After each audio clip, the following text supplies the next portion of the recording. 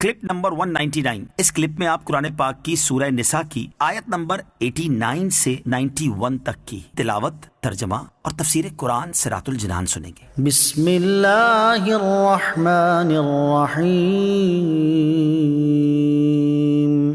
तर्जमा, अल्लाह के नाम से शुरू जो निहायत मेहरबान रहमत वाला है। वद्दू लौ तकफुरून कमा कफरू फतकूनून सवाअन फला तत्तखिज़ू मिनहुम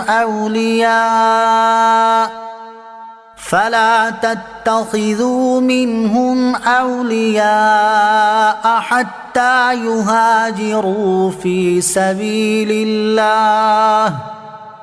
فَإِن تَوَلَّوْا فَخُذُوهُمْ وَاقْتُلُوهُمْ حَيْثُ وَجَدتُّمُوهُمْ وَلَا تَتَّخِذُوا مِنْهُمْ وَلِيًّا وَلَا نَصِيرًا۔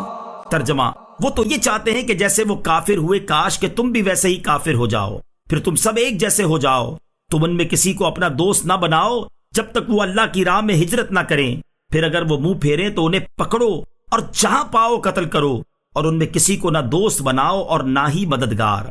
वद्दू लौ तकफुरून कमा कफरू, वो तो ये चाहते हैं कि जैसे वो काफिर हुए काश कि तुम भी वैसे ही काफिर हो जाओ। इससे पहली आयत में मुनाफिकों की अपनी सरकशी का बयान हुआ और इस आयत में उनके कुफ्र और सरकशी में हद से बढ़ने का बयान है। चुनांचे इरशाद फरमाया कि ए मुसलमानों, जो मुनाफिक ईमान छोड़कर कुफ्र और इर्तिदाद की तरफ पलट गए, वो तो ये चाहते हैं कि जैसे वो काफिर हुए कि काश कि तुम भी वैसे ही काफिर हो जाओ, फिर तुम सब कुफ्र में एक जैसे हो जाओ। और जब उनका ये हाल है तो तुम उनमें से किसी को उस वक्त तक अपना दोस्त ना बनाओ जब तक वो अल्लाह ताला की राह में हिजरत ना करें और इससे उनके ईमान का सबूत ना मिल जाए कि उनका ईमान अल्लाह ताला और उसके हबीब अलैहिस्सलातु वस्सलाम की रिजा के लिए है, किसी दुनियावी मकसद के लिए नहीं है। फिर अगर वो हिजरत करने से मुंह फेरें और कुफ्र पर कायम रहने को इख्तियार करें तो ऐ मुसलमानों, तुम उन्हें पकड़ो और जहां पाओ कत्ल करो। और अगर वो तुम्हारी दोस्ती का दावा करें और दुश्मनों के खिलाफ तुम्हारी मदद के लिए तैयार हो तो उनकी मदद न कबूल करो, क्योंकि ये भी दुश्मन हैं। इल्लल्लज़ीन यसिलून इला कौमिन बैनकुम व बैनहुम मीसाक़ुन औ जाऊकुम हसिरत सुदूरुहुम अन युक़ातिलूकुम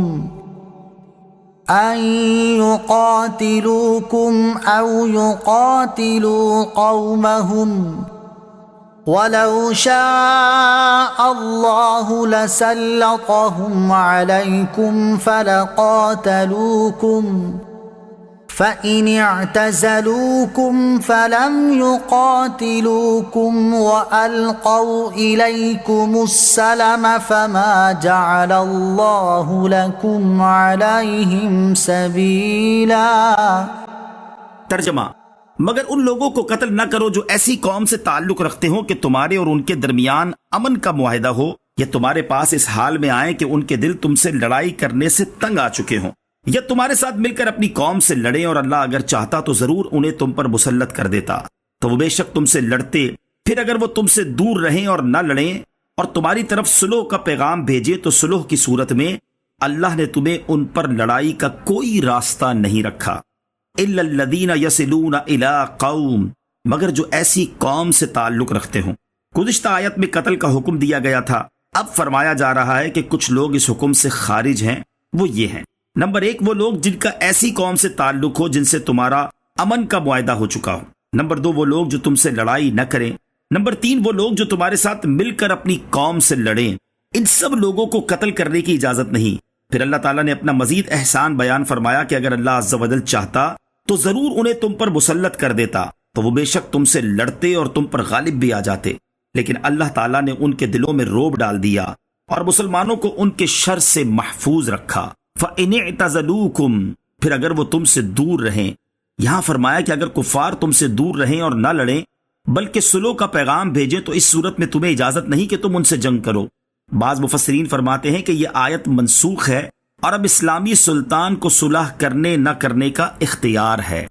ستجدون آخرين يريدون أن يأمنوكم ويأمنوا قومهم كلما ردوا إلى الفتنة أركسوا فيها فإن لم يعتزلوكم ويلقوا إليكم السلم ويكفوا أيديهم فخذوهم واقتلوهم حيث ثقفتموهم وَأُولَئِكُمْ جَعَلْنَا لَكُمْ عَلَيْهِمْ سُلْطَانًا مُبِينًا۔ ترجمہ: ان قریب تم کچھ دوسروں کو پاؤ گے جو چاہتے ہیں کہ وہ تم سے بھی امن میں رہیں اور اپنی قوم سے بھی امن میں رہیں، لیکن جب کبھی انہیں فتنے کی طرف پھیرا جاتا ہے تو اس میں اوندھے جا پڑتے ہیں۔ پھر اگر وہ تم سے کنارہ کشی نہ کریں اور تمہارے ساتھ صلح نہ کریں اور اپنے ہاتھ تم سے لڑنے سے نہ روکیں تو تم انہیں پکڑ لو اور جہاں پاؤ انہیں قتل کر دو، اور یہی وہ لوگ ہیں جن کے خلاف ہم نے تمہیں کھلا اختیار دیا ہے۔ ستجدون آخرین، ان قریب تم کچھ دوسروں کو پاؤ گے۔ اس آیت کا شان نزول یہ ہے کہ مدینہ طیبہ میں اسد و غطفان دو قبیلوں کے لوگ ریاکاری کے طور پر کلمہ پڑھتے اور اپنے آپ کو مسلمان ظاہر کرتے۔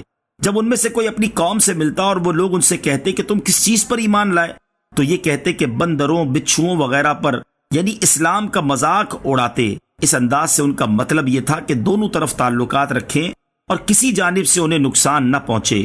یہ لوگ منافقین تھے، ان کے بارے میں یہ آیت نازل ہوئی اور ان کے متعلق فرمایا کہ یہ لوگ تم سے بھی امن چاہتے ہیں اور اپنی قوم سے بھی، لیکن حقیقت میں تمہارے ساتھ نہیں ہیں، کیونکہ جب انہیں کسی فتنے مثلاً شرک یا مسلمان سے جنگ کی طرف بلایا جاتا ہے تو یہ مسلمانوں کے دشمنوں ہی کے ساتھ ہوتے ہیں۔ مزید ان کے متعلق فرمایا کہ اگر یہ لوگ تمہارے ساتھ جنگ کرنے سے باز آ کر ایک طرف نہ ہو جائیں اور تمہارے ساتھ صلح نہ کریں تو ان کے کفر اور غداری اور مسلمانوں کو نقصان پہنچانے کے سبب ہم نے تمہیں ان کے قتل کرنے کا کھلا اختیار دیا ہے۔